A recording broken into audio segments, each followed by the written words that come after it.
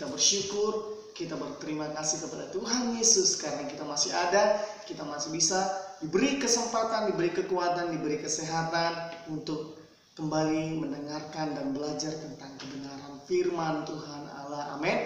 Hari ini firman Tuhan Allah berbicara tentang menyenangkan hati Tuhan Allah. Namun sebelum itu, mari kita membuka Alkitab kita, membuka kebenaran firman Tuhan dalam Mazmur 147 ayat yang ke-11. Kita baca bersama-sama.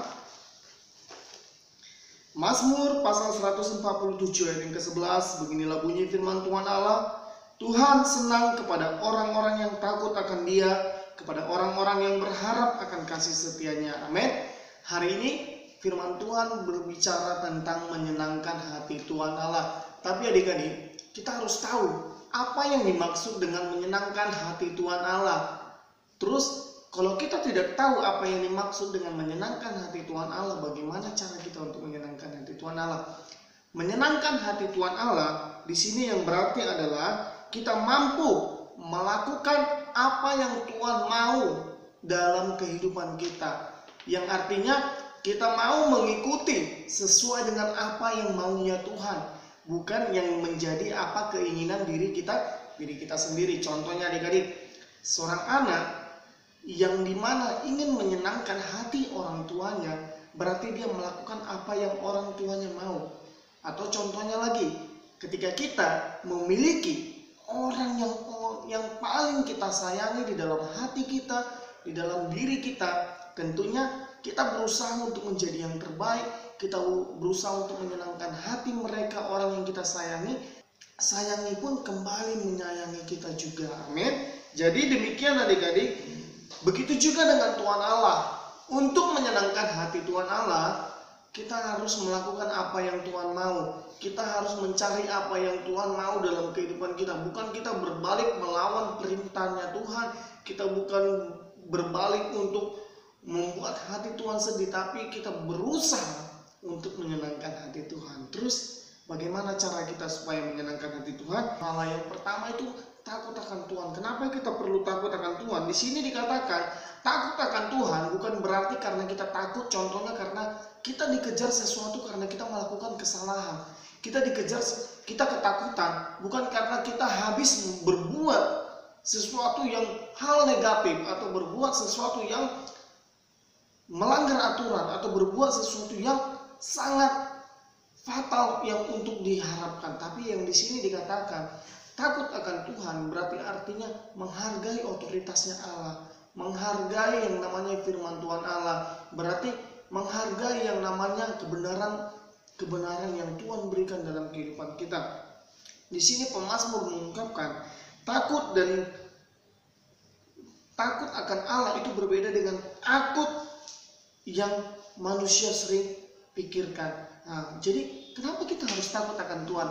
Kalau kita baca adik-adik di dalam Amsal 1 ayat yang ke-7, di situ hasil takut akan Tuhan adalah pengetahuan. Karena takut akan Tuhan adalah permulaan pengetahuan.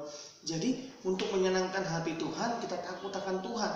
Terus kenapa kita takut akan Tuhan? Karena ketika kita takut akan Tuhan, Tuhan memberikan kita pengetahuan sehingga kita dapat membedakan mana yang baik, mana yang buruk. Jadi kita tahu, kita mengerti, kita paham apa yang ingin Tuhan inginkan dalam kehidupan kita karena Tuhan sudah memberikan kita pengetahuan. Kita tahu apa yang harus kita lakukan untuk menyenangkan hati Tuhan karena Tuhan sudah memberi hikmat dalam kehidupan kita. Amin.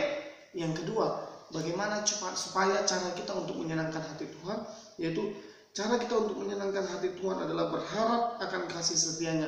Berharap akan kasih setianya berarti di sini dikatakan berharap yang artinya adalah bersandar. Kalau kita berharap kepada seseorang berarti kita menaruh sepenuhnya yang namanya harapan, sandaran, kepercayaan, keyakinan. Itu yang artinya yang namanya berharap. Berharap berarti kita percaya 100%. Berharap berarti percaya 100%. Ketika kita percaya 100%, contohnya adik-adik, ketika kita percaya 100% kepada sahabat kita, percaya 100% kepada orang tua kita, percaya kita 100% kepada keluarga kita. Yang namanya percaya 100%, kita tidak ada yang namanya rasa khawatir, tidak ada yang namanya rasa curiga, tidak ada yang namanya rasa cemas. Kalau sama manusia aja kita bisa berharap, apalagi sama Tuhan Yesus. Yang terutama dalam kehidupan kita, kita harus berharap kepada Yesus. Karena kasih Tuhan Yesus itu lebih besar daripada kasih yang ada di dunia ini. Amin. Karena kasihnya Tuhan itu lebih nyata, lebih kelihatan. Jadi untuk menyenangkan hati Tuhan, kita berharap, percaya, bersandar sepenuhnya kepada Tuhan Allah. Bukan karena pengertian kita sendiri, bukan karena situasi, bukan karena orang lain, tapi percaya sepenuhnya kepada Tuhan Yesus. Ketika kita bersandar sepenuhnya kepada Tuhan Yesus, berarti kita tidak mencurigai Tuhan Allah. Ketika kita tidak mencurigai Tuhan Allah, berarti hidup kita mulus sesuai dengan apa yang Tuhan inginkan. Sehingga melalui kehidupan kita, hati Tuhan disenangkan. Sehingga melalui kepribadian kita, nama Tuhan dipermuliakan. Sehingga melalui kehidupan kita, kita melihat bagaimana Allah akan bekerja melalui kehidupan kita. Sehingga dimanapun kita berada, kita dapat menjadi berkat. Sehingga dimanapun kita berada, kita dapat menjadi saksi. Sehingga dimanapun kita berada, kita dapat menjadi terangnya Kristus. Amin. Jadi demikian firman Tuhan hari ini adik-adik. Jadi kita mari belajar